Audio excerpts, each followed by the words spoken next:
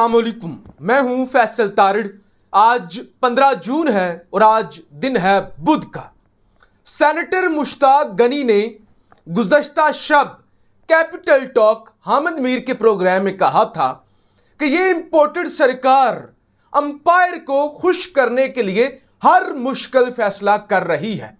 और आज वीडियो के शुरू में ही मैं उन लोगों से मुखातिब हूं जो कहते थे नवाज शरीफ शेर का बच्चा है, नवाज शरीफ मुज़ाहमत की अलामत है, नवाज शरीफ डट जाता है, नवाज शरीफ हमेशा स्टैंड लेता है, नवाज शरीफ से बड़ा कोई मुज़ाहमती लीडर पाकिस्तान में पैदा ही नहीं हुआ। लेकिन नवाज शरीफ ने वोट को इज्जत दो के बयानिए को जिस तरह से रद्दी की टोकरी में फेंका, बूटों को चाटो के बयानिए को जिस तरह से अपनाया, उसकी भी पाकिस्तान और हिंदुस्तान की तारीख में मिसाल कम ही मिलती है कि न्यूट्रल्स को खुश करने के लिए, अंपायर को खुश करने के लिए सेनेटर मुश्ताक के बकौल इस तरह से गलीज फैसले कर रहे हैं। और पूरे मुल्क के अंदर जिस तरह से मार्शल लॉ लगा हुआ है, और आज पंजाब के अंदर तो बाकायदा मार्शल लॉ लग गया है। और अब पंजाब के अंदर किसी तरह की भी कोई भी जमहूरी ताकत पंजाब को कंट्रोल नहीं करेगी। और जिस तरह से मुशर्रफ साहब के फैसले पर मैंने कहा कि मुशर्रफ साहब पे हमें बात नहीं करनी चाहिए, वो मौत और जिंदगी की कश्मकश में है और डॉक्टर्स के मुताबिक उनके बचने के कोई चांसेस नहीं है। लेकिन जिस तरह से पूरी नून लीग जो कल तक कहती थी मुशर्रफ भगोड़ा है, मुशर्रफ जी है, जिस तरह से लेटी है, उसकी भी कहीं पे कोई मिसाल नहीं मिलती। तो पंजाब के अंदर जनाब क्या हुआ है? पंजाब के अंदर ऑर्डिनेंस के जरिए जनाब स्पीकर असेंबली के और सेक्रेटरी असेंबली के इख्तियारात छीन लिए गए हैं। अब ये इख्तियारात आ गए हैं वजारती कानून के पास।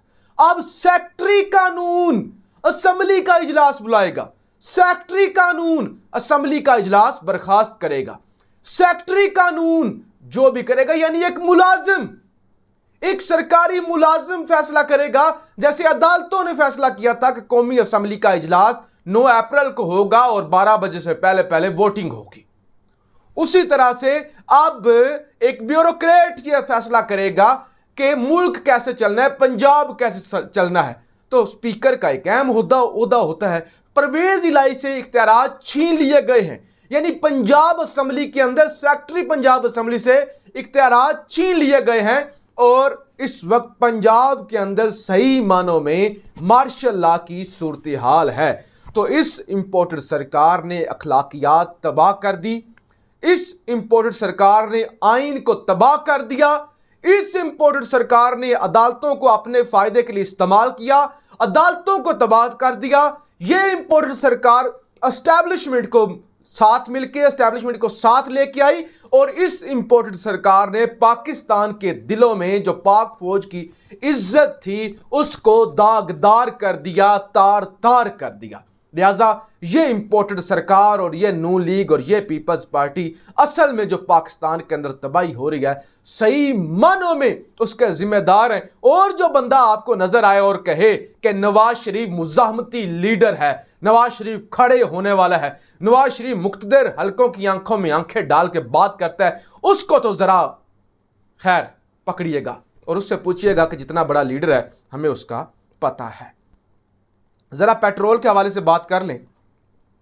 जनाब ओगरा ने शहबाज शरीफ को समरी भेजी है अवाम पर पेट्रोल बम गिराने के लिए। पेट्रोलियम मसनूआत की कीमतों में 55 रुपए, 5 रुपए नहीं, 55 रुपए इजाफे के लिए समरी भेज दिया। लिहाजा आजकल पाकिस्तान में पेट्रोल मिल रहा है 210 रुपए का मेरे ख्याल से, और अब आपको मिला करेगा 265 का। और यह भी अपने ज़हनों में लिख लीजिए, यह कोई आखिरी इजाफा नहीं होगा। आप मुझे यह बताएं, खान साहब के होते हुए या पाकिस्तान की तारीख में कब 55 रुपए की समरी गई है? अब हो सकता है 55 की समरी आई है, यह कहें नहीं जी इतना इजाफा नहीं, 30 रुपए करें। यह भी तो एक हुकूमतों का अपना अख्तियार एक होता है ना, कि एक आप कह लें कि हथकंडा होता है लोगों को बेवकूफ़ बनाने के लिए। और तुम पागल हो, जैसे आप लतीफ़ा सुनते हैं कि एक देहाती किसी होटल पे गया, उसके सामने 50 रोटियां रख दी गई तो उसने कहा ओ मुझे जानवर समझ रखा है, कम करो, ले जाओ इसमें से 2, 48 लेके आओ, जानवर मुझे समझ रखा है। तो ये सूरत हाल है कि ये कार्टूनों की हुकूमत 55 रुपए की समरी भेजी है, चले 30 रुपए की एक्सेप्ट कर लेंगे, 35 की एक्सेप्ट कर लेंगे, 25 की एक्सेप्ट कर लेंगे, उसके बाद दोबारा लेके आएंगे और लोगों को कहेंगे हमने अवाम का दर्द महसूस करते हुए 55 रुपए इजाफा नहीं किया, हमने 25 किया है, हमने 30 किया है, हमने 40 किया है। तो लिहाजा वो लोग जो 15-20 हज़ार कमाने वाले हैं, जो पाकिस्तान की सड़कों पर धक्के खा रहे हैं, वो जरा आप सोचें कि वो कैसे जिंदगी गुजारेंगे, इतना बड़ा इजाफा कैसे वो एक्सेप्ट कर लेंगे। 12 रुपए खान ने पेट्रोल महंगा किया था और उस वक्त सारा दिन पाकिस्तान के मीडिया ने गले फाड़े थे, 12 रुपए इजाफा, 12 रुपए इजाफा, फिर 10 रुपए पेट्रोल कम कर दिया, आज गले फाड़ती हैं खान पेट्रोल सस्ता क्यों बेचता था, हमारे लिए मुश्किलात खड़ी कर गया है। तो ये इस वक्त सूरत हाल बनी हुई है कि आज 15 तारीख है और रात के 12 बजे तक पेट्रोल महंगा होना ही होना है। 55 रुपए की समरी भेज दी गई है, लिहाजा वो लोग तो जरूर खुश होना, उन लोगों के लिए तो ये सवाब है ना महंगा पेट्रोल खरीदना, जो कहते थे कि मियां जदों आएगा लग पता जाएगा, ये बड़े तजर्बाकार हैं। मेरे अपने एक्सपीरियंस में देखें, अगर हम 100 लोगों से मिलते हैं, 95 लोग ये कहते थे ओ मियां जदों आएगा लग पता जाएगा, इमरान खान को क्या पता है, और मियां की तजर्बे ही बड़े हैं, उनको चलाना आता है। मियां की पंजाब में शहबाज स्पीड, ये शहबाज स्पीड है ना, ये मुल्क को लूटने में थी और मीडिया मैनेजमेंट की स्पीड थी, वरना तो इनसे बड़ा कोई मुल्क का गद्दार और मुल्क को लूटने वाला नहीं है। लिहाजा 55 रुपए का जुल्म सहने के लिए बर्दाश्त हो जाए, खबरदार घरों से नहीं निकलना, बिल्कुल निकलना नहीं, बहुत ज्यादा गर्मी है। इंपोर्टेड सरकार या किसी भी जुल्म के खिलाफ एहतजाज करने की कोई जरूरत नहीं है, चुप करके घरों में बैठे बर्दाश्त करें। याद रखिए इमाम हुसैन अलैहिस्सलाम ने फरमाया था जो कौमें 1 रुपए का हक हो वो भी ना हासिल करें वो भी गुनाहगार हैं, और जो कौमें जुल्म बर्दाश्त करती हैं असल में वो गुनाहगार होती हैं। लिहाजा मजलूम मत बनिएगा। कुछ लोग मजलूम बनना शुरू हो जाते हैं, हम क्या करें, हम क्या करें। याद रखिए जुल्म सहना गुनाह है, ये मैं आपको बता रहा हूं, बद्दुआओं से काम नहीं होता। कुछ लोग कहेंगे हम क्या करें, और फिर बद्दुआएं लंबी लंबी बैठ के बद्दुआएं देना, बद्दुआओं से हुकूमतें गिरती होती ना, बद्दुआओं से कुछ होता तो दुनिया में पता नहीं अमेरिका आज सुपर पावर क्या भीख मांग रहा होता अमेरिका, जितनी अमेरिका को बद्दुआएं मिली हैं। लिहाजा जो लोग जुल्म सहते हैं, ये अपने ज़हन नशीन बात कर लीजिए, वो असल में गुनाह करते हैं। आप अपने आप को मजलूम मत समझें। 55 रुपए का इजाफा हो रहा है तो ये आपका अपना कसूर है कि आप ये जुल्म बर्दाश्त कर रहे हैं। जुल्म तब तक ही होता है जब तक आप जुल्म बर्दाश्त करते हैं। अच्छा जी, पीटीआई के लिए एक बड़ी खुशखबरी है, वो आपके सामने रख दूं। ममनुआ फंडिंग केस, ये जो केस था इलेक्शन कमीशन का, ममनुआ फंडिंग केस में पीटीआई की बड़ी कामयाबी, बड़ा मुतालबा मान लिया गया। क्या मुतालबा माना गया है जनाब? Foreign funding, foreign funding, foreign funding, हर वक्त डिस्कस होता था फॉरेन फंडिंग केस। तो लिहाजा जी इलेक्शन कमीशन ने यह बात एक्सेप्ट किया और एक्सेप्ट करवाई गई है कि फॉरेन फंडिंग केस का मामला नहीं है।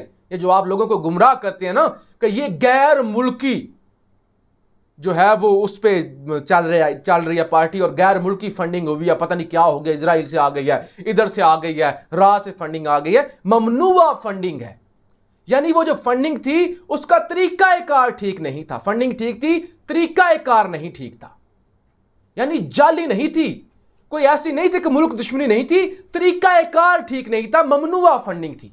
तो लिहाजा अब इसको ममनुआ फंडिंग कहा जाएगा और इस केस को भी ममनुआ फंडिंग का नाम दिया जाएगा और इस तरह से इस पर बात की जाएगी। लिहाजा गैर कानूनी, फॉरेन फंडिंग, फॉरेन एजेंडा और ममनुआ फंडिंग, इसमें जमीन आसमान का फर्क होता है। लिहाजा वो जो एक नैरेटिव बनाया गया था फॉरेन फंडिंग का, आज वो उड़ गया है।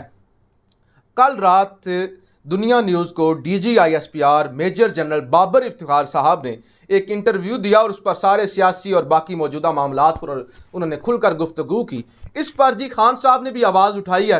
अब से कुछ देर पहले खान साहब ने कहा है कि ये न्यूट्रल थे और इस तरह से इसको जवाब भी दिया गया है और साइफर के हवाले से भी बात की गई है, मरासले के हवाले से भी बात की गई है और अवामी मुतालबा भी है कि इतना ही है तो साइफर पब्लिक कर दें।